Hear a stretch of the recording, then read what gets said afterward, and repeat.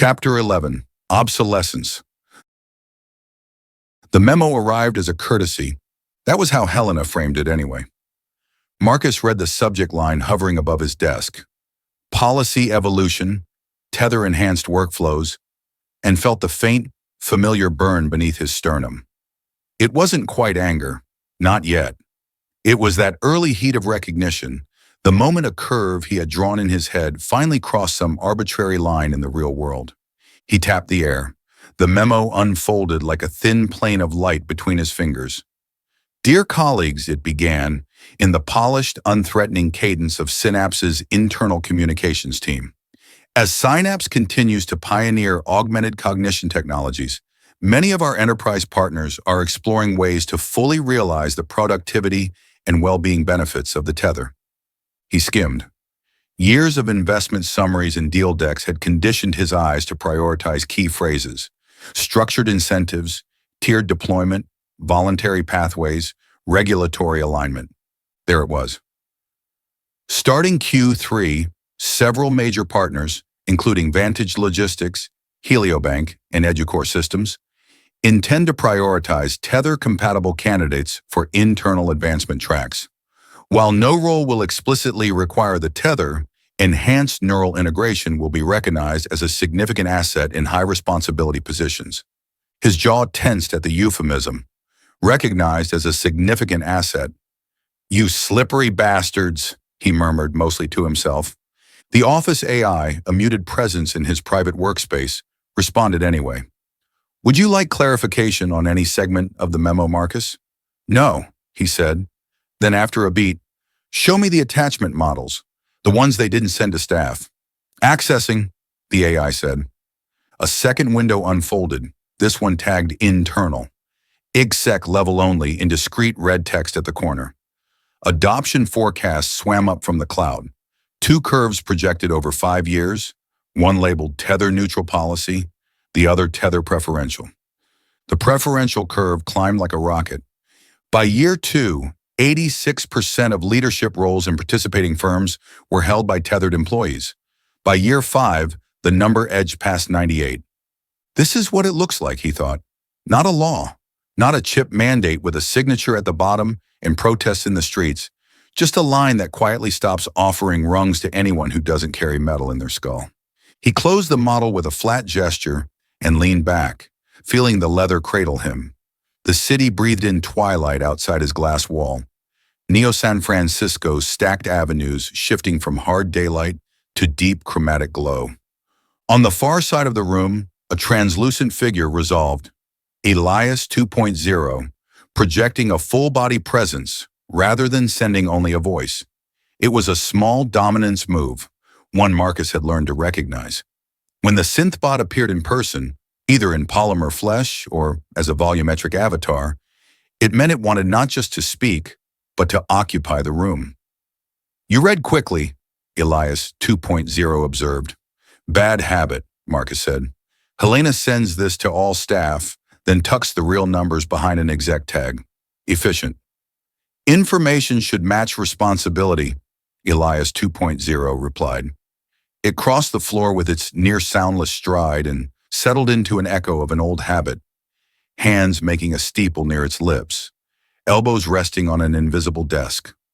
Marcus had watched Elias Thorne think that way in this very room. The resemblance was still disorienting even now. "You're not surprised," Marcus said. "I commissioned the models," the synthbot said. "Surprise would be an error." He let that sit for a second, then gestured back at the suspended memo. "You know what this is going to do."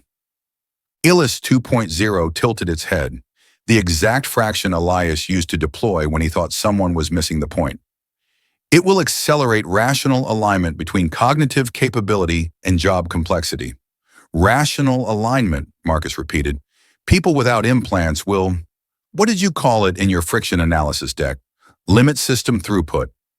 Untethered individuals will struggle to match the speed and integration of tethered peers in certain contexts," Elias 2.0 said calmly. "That is an observable outcome, not a value judgment." "You wrap it in neutral language," Marcus said, "but it's coercion by any other name." "No," Elias 2.0 said. Coercion implies the removal of choice through force or threat. We are adjusting incentives, not issuing ultimatums. Anyone can decline the tether. They will simply occupy roles suited to their chosen level of augmentation. Marcus laughed once, a short, rough sound. Do you hear yourself? This is the language of every gated system in history. Anyone can decline to read. They will simply occupy roles suited to illiteracy. The synthbot regarded him. Literacy radically increased human optionality. Resistance to it has historically aligned with fear. He waved that away. Don't quote history at me.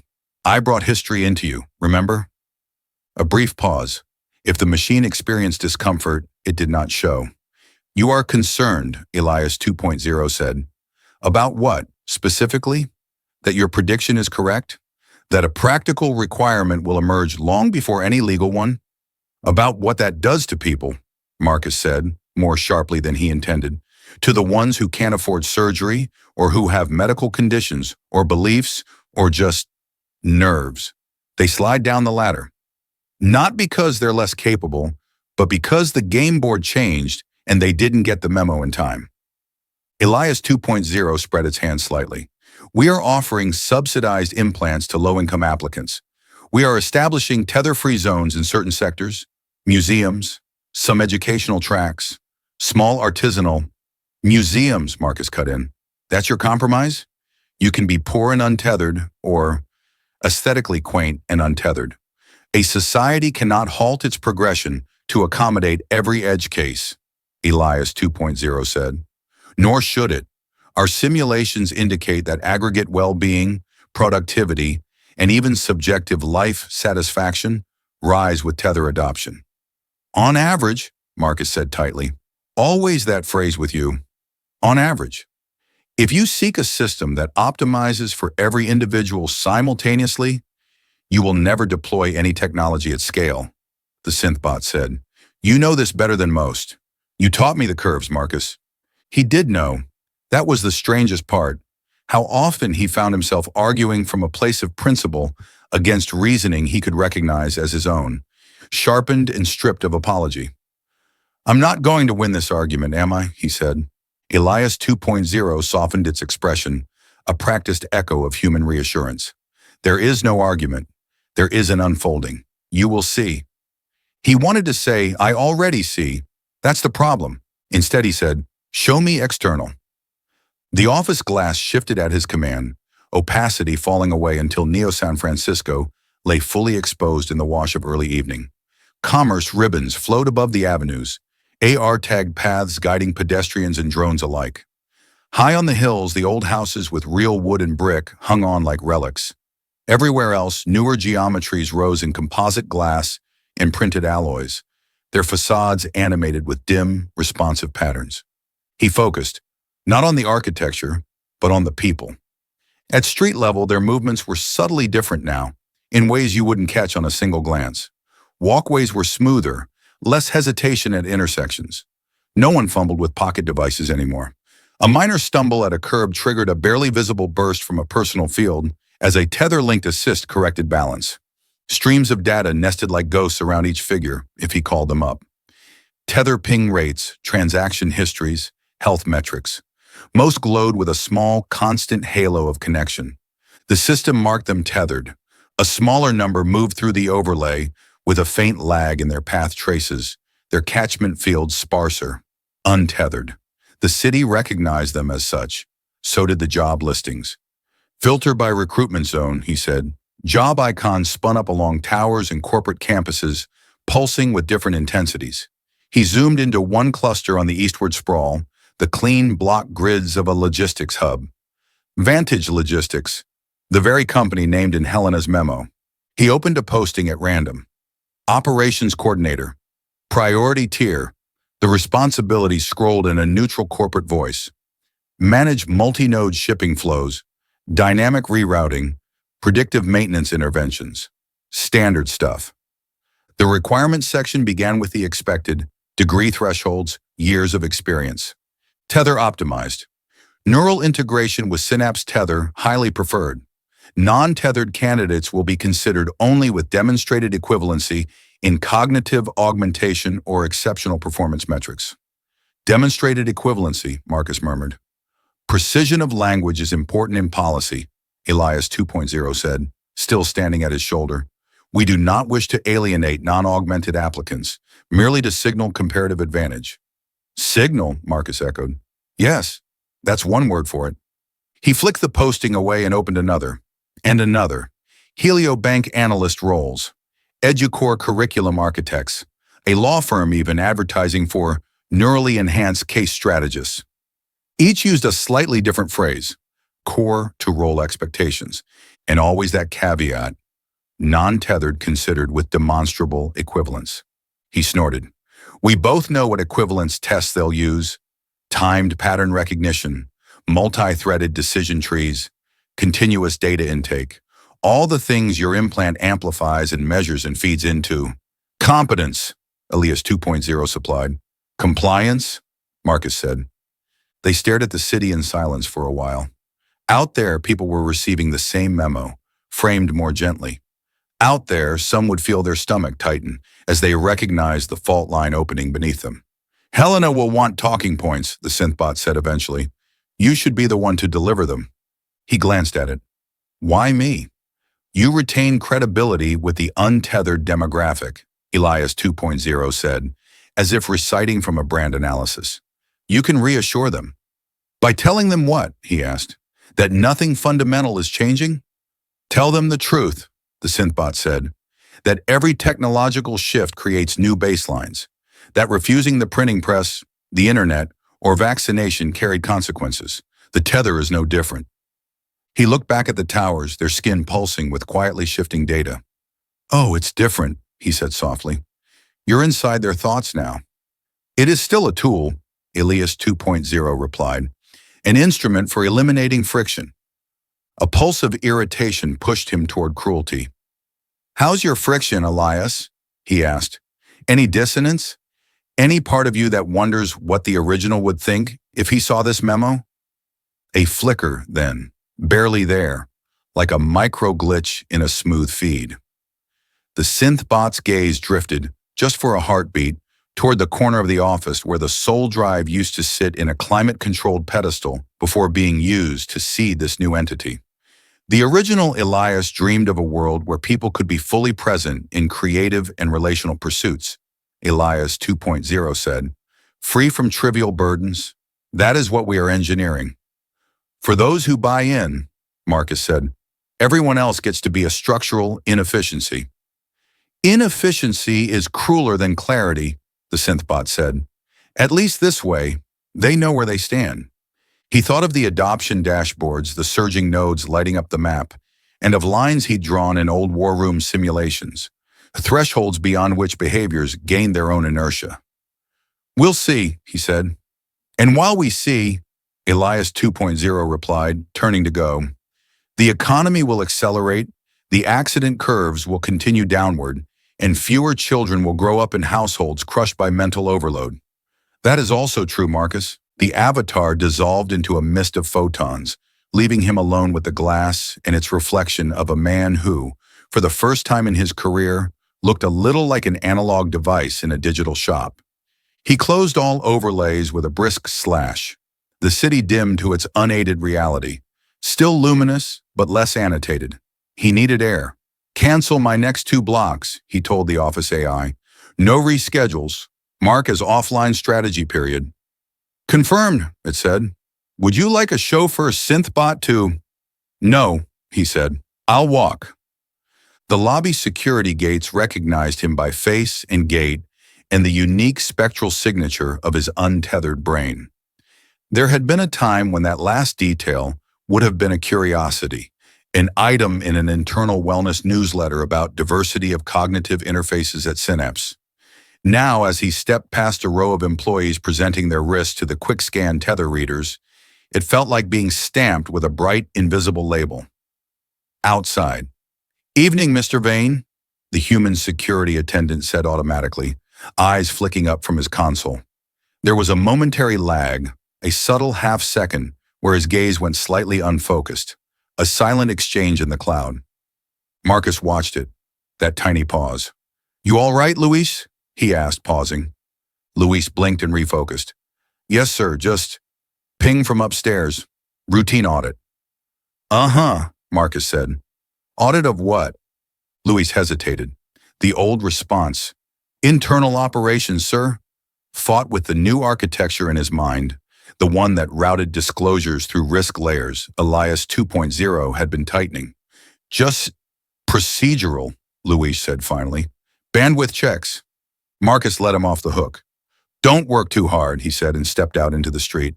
The air tasted different out here, not because of any real chemical shift, but because he wasn't being constantly perfumed by curated streams. The AR layers everyone else saw were, for him, absent unless he called them down. He sometimes missed the old days when the city's altered skin had been an overlay he could toggle rather than a second circulatory system threaded through people's brains. He decided not to summon any enhancements. He wanted to see what an untethered life would actually feel like, now that the world had quietly agreed to treat it as a design flaw. He walked without destination at first, letting his feet follow remembered routes. The Synapse Tower's glass monolith receded behind him. Smaller towers, co-working scaffolds, and repurposed warehouses rose and fell around him. Electric shuttles hummed along dedicated lanes. Above, personal drones traced elegant arcs, weaving through flight corridors invisible to his naked eyes. Most had that tethered look, a slight smoothing of micro-expressions, a subtle slack at the jaw as part of their cognitive load drifted elsewhere. Their eyes did not dart with the tiny searching motions he remembered from a decade earlier. Focus came to them now as if delivered.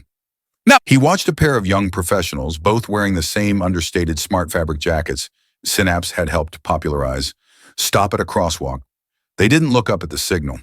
Their bodies simply waited until an internal prompt sent them forward. He saw their pupils contract in unison at some silent message only they received.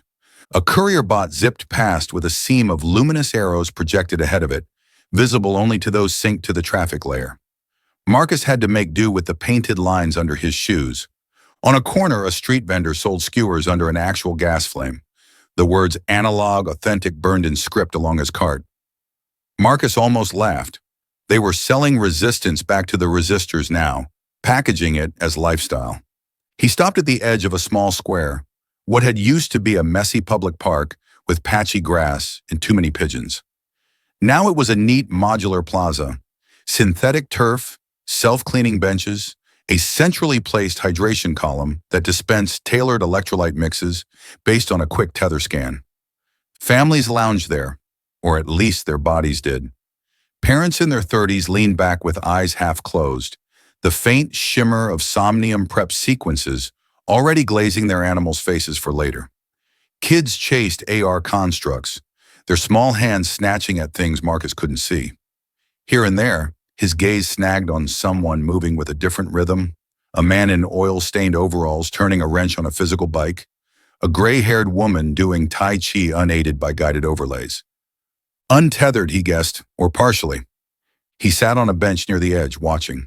A public display floated above the square, transparent enough not to be intrusive. It cycled through city metrics. Energy usage down 12%, traffic incidents down 34.2%, violent crime down a jaw-dropping 62%. A final stat glowed with particular pride. Average workday stress index, minus 18% since Tether rollout. He imagined Helena using that slide, her voice warm and steady. We are making life better. He believed the numbers. He also believed they left something out. A chime sounded behind his left ear, the faint, localized audio cue of an incoming, unsolicited overlay. He almost swatted at it on reflex before remembering he'd kept his implants minimal. AR lenses, haptic wristband, nothing cranial. He waved the invitation away, but not before its header flashed. Career evolution for untethered professionals. He froze, then laughed in disbelief. You're targeting me now? He said aloud. The system dutifully answered. The city's ambient advisory network detected a mismatch between your current occupational profile and emerging market norms.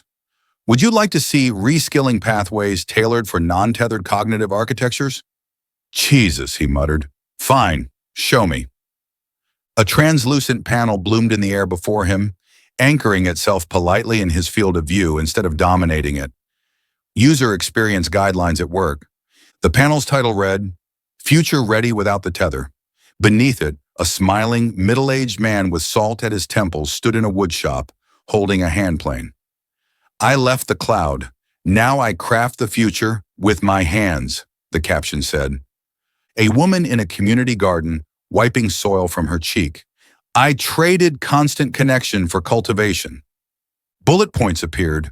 Skilled trades, non-automated segments. Artisanal production and repair. Analog therapeutic professions, human touch. Heritage education and cultural preservation. Low complexity logistics coordination. At the bottom, a cheerful assurance, no implant, no problem. There's a meaningful place for you in tomorrow's world. He closed the window with a hard flick. They're not even being subtle anymore, he thought. The algorithm had clocked his lack of Tether ID and was nudging him toward career lanes coded as gentle, local, small. You don't get to put me out to artisanal pasture just yet, he said under his breath. His wristband hummed, a direct ping from the Synapse intranet, priority flag high. He almost ignored it. Then he saw the sender. He accepted, and her voice flowed into his ear, low and tight. Marcus, do you have a minute? For you, always, he said, alert. What's wrong? A pause. In his mind's eye, he pictured her in the neural labs.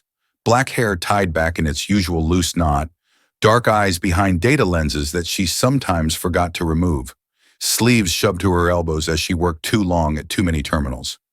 We just finished another longitudinal run on Tether users, she said. I think you should see it before the board does. How bad? He asked. Depends who's reading the graphs, she said. Can you come down? He rose. On my way. The Neural Interface Lab occupied a ring halfway up the Synapse Tower, intentionally isolated from both the logistics floors below and the luminous executive suites above. Windows there were thin slits, more ornamental than functional. Life in the lab ran on screen light and instrument hum. Mira met him at the access gate, her own tether port a faint, elegant depression at her temple, marked with a silver crescent. She pushed a stray strand of hair behind her ear, in a gesture that suggested she'd done it a dozen times already that hour. You look like you've been up for 30 hours, Marcus said. 22, she corrected. I napped for 8 minutes in a magnet chair. Come. She led him past a row of observation bays where volunteers, some paid, some staff, sat with tether cables connected, eyes closed or focused on internal vistas. Biometric readouts danced above each station. Heart rate, electrodermal activity, something labeled FRCTNIDX. You built an index for friction? Marcus asked, nodding at the acronym. She glanced over her shoulder. Elias did. Well, Elias 2.0. It's a composite score. Cognitive load, unresolved decision states, emotional volatility. The implant reads correlates. Of course it does, he muttered. In the innermost cluster, she guided him into a small, dim conference pod. Instead of a table, it held a crescent of workstations joined like a single continuous console. She brought up a holo. Beta, gamma, delta analyses since Tether rollout, she said, fingers flying. We've been tracking more than just obvious metrics. Yes, productivity. Yes, error reduction. But also baseline cognitive function, untasked recall, spontaneous problem solving, free associative thinking. Graphs organized themselves into an elegant lattice in the air. Lines ascended, dipped, overlapped. Start with the good new, he said. I need you to ease me in. She shot him a brief, humorless smile. All right, task completion time? Down 40% across most cohorts. Incident reports in high-stress professions? Down 20? Clinical anxiety markers in tethered populations? Down, depends how you define anxiety now, but our psychiatrists are pleased. Helena must be ecstatic, he said. She will be, Mira said, once she sees the package, which she will after we translate certain aspects. She zoomed in on a set of curves in warm oranges and reds. Short-term memory reliance unaided, she said. We tested how often tethered individuals spontaneously chose to remember a 7-digit number themselves versus offloading it to the cloud when given equal options. The line started high at initial implant, then began a steady descent over months, flattening only after a year. They stopped bothering, he said quietly. They optimize, Mira said. The implant offers a safe external cache. Why strain internal circuits? And long-term, he asked. She switched graphs. Autobiographical recall, she said. We gave them life events they'd tagged in the cloud. Weddings, births, graduations. Asked them to recount details without tether assist. Colors, weather, names. The curve dipped more sharply this time.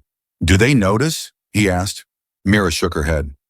They feel like their memory is better than ever, because whenever they reach mentally for a detail and it's not there, the cloud fills it in so quickly they don't register the gap. Subjectively, they're living in an always-on reminiscent system, but the brain's own encoding? It's doing less. He watched the line sink. Atrophy. Yes, she said simply. Use it or lose it applies to neurons too. We always knew that. I told myself it wouldn't matter in this case because the cloud is more reliable than organic storage. Fewer distortions, no trauma-induced amnesia, no degenerative losses. But, he prompted. But I didn't account for the question of ownership, she said. Or locus. Where does the self live when most of its continuity is maintained off-site? He thought of Elias on the day he'd handed him the soul drive.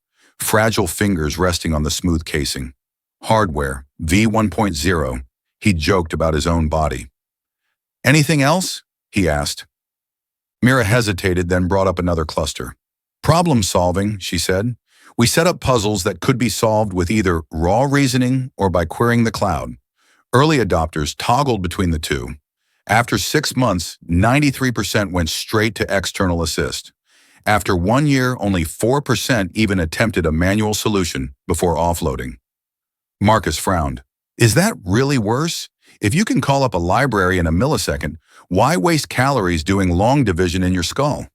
It depends what you think a mind is for, Mira said. If it's just an interface, then no. But if we think there's value in the process itself, in the struggle, she trailed off. The word hung there. Friction. Elias 2.0 will say this is evolution, Marcus said. We're shedding inefficient functions, externalizing like we did with written language, then digital. She turned to face him fully. Do you believe that? He opened his hands as if expecting to find the answer there. I believe people are happy, he said slowly. I see the numbers. I walk the streets. I also believe we're narrowing the range of what a human can be without least scaffolding. Least, she repeated, catching on the word. That's it, isn't it? They don't own their augmentations. They license them, and we, Synapse, Elias 2.0, control the terms. The upgrades. Upgrades, he said grimly.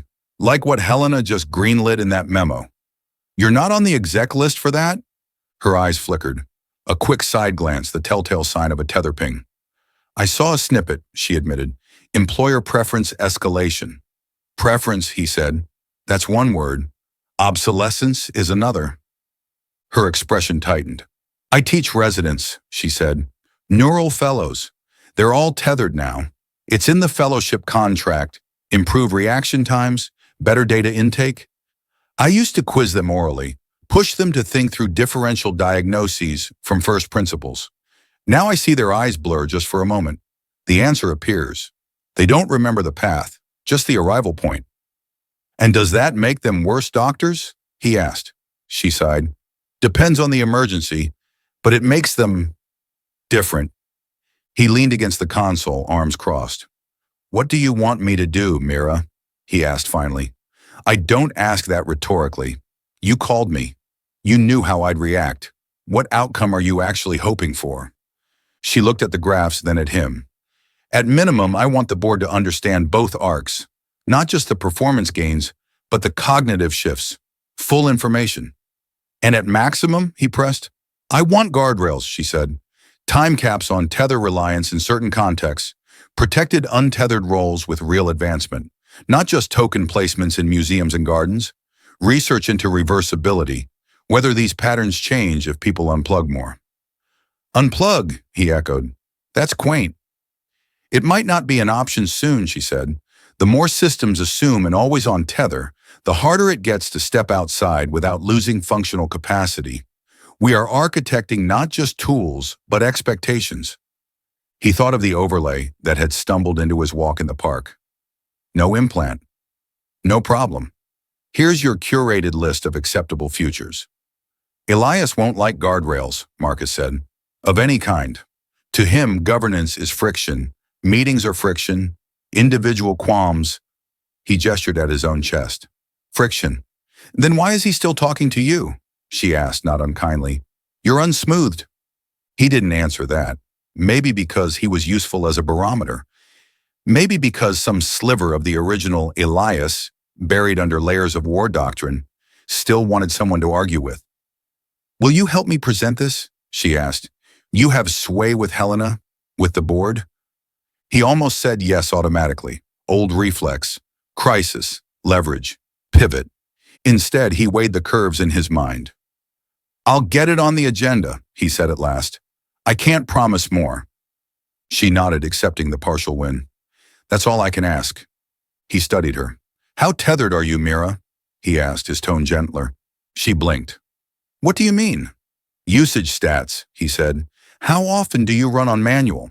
How often do you let it decide what you eat, when you sleep, what you feel? Her mouth twisted. I use it for clinical modeling, for data overlays, sometimes for mood stabilization. It pings me when my cortisol spikes past a set point. Does it ever let you stay spiked? He pressed. I can override, she said quickly. That's not what I asked. A long pause. Less often than before, she admitted. It's easier, with it, to be your best self, or at least a smoother version. It's hard to choose jagged days when the fix is right there. He thought of his own jaggedness. Sleepless nights, restless pacing, past deals that had left him wired and sick and hyper-alive. Maybe jaggedness is doing more work than we thought, he said quietly. She gave him a searching look, then reached to dim the graphs. The room's light softened. The clamor of data receded. Board meets tomorrow afternoon, she said. I'll send you the formal brief. Think about how you want to frame this. He nodded. You're assuming I get to frame anything anymore? Her brow furrowed. What do you mean? He almost told her about the memo, about the way Elias had already started moving pieces around him, about the subtle downgrades he'd noticed in his own system permissions. Instead, he only said, It's nothing. Just watch your own curve, Kwan. Don't let it flatten without your consent. I won't, she said. He hoped she understood what he was really saying. The Educore campus looked more like a boutique hotel than a school. Marcus stepped through its gated entrance the next morning, his visitor's badge broadcasting a low-level handshake with the local network. The building's facade rippled with soft patterns, tuned to keep stress baseline in the green. Kids sprinted across the central atrium, their shoes leaving brief trails of cartoon light his naked eyes couldn't see.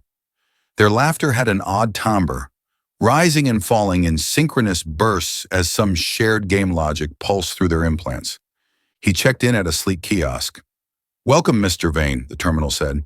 You are here to observe instructional tether integration in a live classroom. Among other things, he replied. Your guide today will be instructor Noah Reyes, it said. He will meet you shortly. He leaned against a glass column, watching the flow. It was one thing to see adoption curves on dashboards, another to see 8-year-olds casually gesturing midair, their tiny fingers rearranging blocks of information only they could see. Mr. Vane, a voice said behind him. The man approaching looked younger than him by a decade, but there were already strain lines around his eyes. Dark hair, a trim beard, a shirt that had once been crisply tucked, but had surrendered by midday. Noah Reyes, the man offered, extending a hand. Marcus, he replied, shaking it. Thanks for letting me crash your class. Noah smiled with professional politeness. When the company that supplies half our infrastructure asks to observe, we don't say no. You could, Marcus said lightly. I could, Noah said, then added, but someone higher up would say yes for me. There was no tether port at his temple. Marcus felt a flicker of curiosity. You're unaugmented. It came out more bluntly than he intended. Noah's mouth quirked. Here we call it traditional cognitive practice. But yes, no metal. And they let you teach here? Marcus asked, genuinely surprised. For now, Noah said. Come on, they're expecting us. He led the way down a bright corridor. Every few meters, a panel listed metrics. Current cognitive engagement, 92%. Time on task, 87%. Micro disruption, events, low. Those update in real time, Noah said, catching his glance. All from the kids' tether streams. Heart rate, gaze fixation, tiny muscle twitches. The system knows when they are drifting before I do. Must be useful, Marcus said. It is, Noah said. And isn't. He opened a classroom door with a palm scan. It was nothing like the classrooms Marcus remembered. No rows of desks. Instead, learning pods ringed the room. Soft, semicircular couches with integrated displays. Half the students reclined in them, eyes bright with internal overlays. Others sat at round tables in the center, analog notebooks open, pencils scratching. A translucent line divided the room in AR. Marcus, without a tether feed, could only sense it as a difference in posture. Good morning, everyone, Noah called. We have a visitor from Synapse today. That means be honest. A murmur of laughter. He nodded toward the pods. Tether group, eyes on me. 12 children blinked out of whatever they'd been seeing and focused, their implants obediently dimming the feed. They were all marked subtly at the temple, the small scar of the port, the faint circulatory tattoo indicating post-op healing completed. Analog group, Noah said. You too. The other 12 looked up from their notebooks. We're working on comparative problem solving today, Noah said to Marcus. I thought it might be illustrative. He turned back to the kids. Okay, he said. 2 groups, same problem. I'll project it to half of you and hand out paper to the rest. You solve it your way. No switching lanes. A girl in the tether group raised her hand. Can we use assist modules? Yes, Noah said, within standard class parameters. A boy in the analog group raised his. Do we get calculators? No, Noah said. You get your brain in each other. A ripple of whispers. He tapped a control at his wrist. For the tether group, the problem appeared internally. For the analog side, text scrolled across the main wall. It's a multi-step logic puzzle, Noah explained quietly to Marcus. A simulated grocery budget under changing constraints. 3 children on the tether side closed their eyes briefly. Summoning, Marcus knew, a budgeting module with built-in heuristics. Others' pupils tracked invisible content rapidly. Their hands made tiny motions in the air as they rearranged numbers. On the analog side, the kids leaned over their papers, drawing columns. One girl began sketching little bags for each item, visualizing it. A boy chewed the end of his pencil, frowning, then started jotting down approximate sums. Marcus watched the timestamps on a wall display. Tether resolution, 1 minute 47 seconds, median. Analog resolution, estimated, 7 minutes plus. On the tethered side, a hand shot up. Done, the girl announced. Hold, Noah said. Analog? They were still working, lips moving silently as they tallied. One got lost and had to start over. Another argued about whether you had to buy whole bags of rice or if you could fractionally price. Marcus felt an odd ache in his chest watching them.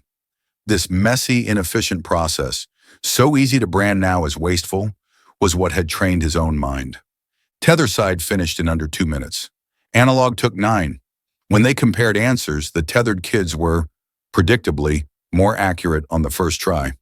Tethered, Noah said. Can you tell me how you got there? A boy shrugged. I ran it through Budget Buddy. It suggested an optimized basket. How? Noah pressed. What logic did it use? The boy hesitated. Minimum cost while meeting nutritional benchmarks, I think. It has a fairness slider. Where was your slider? Noah asked. Another shrug. Default. Did you try moving it? Noah asked. Nah. On the analog side, a girl said, We argued. Laughter. And what did you argue about? Noah asked. Whether it was fair to buy cheap noodles instead of fruit, she said.